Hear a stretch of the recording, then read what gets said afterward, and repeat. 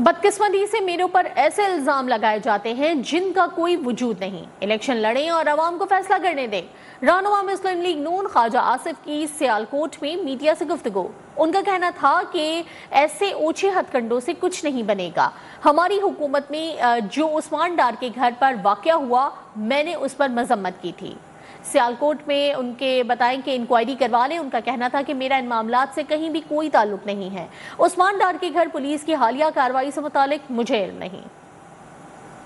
बदकिस्मती है कि इस किस्म के इल्ज़ाम लगाए जाते हैं जिनका कोई सिर पैर नहीं है, उनका कोई बुनियाद नहीं है, उनमें हकीकत का जो है एक रत्ती भर हकीकत नहीं है। मेरी दरख्वास्त होगी इलेक्शन लड़ें और सियालकोट की आवाम को फैसला करने दें। जो है ये हथकंडे जो हैं, मेरा ख्याल है कि जो भी ये इस्तेमाल करता है वो अपनी साख में, अपनी इज़्ज़त में, अपने वक़ार में, सब में जो है कमी उसकी होती है जो है।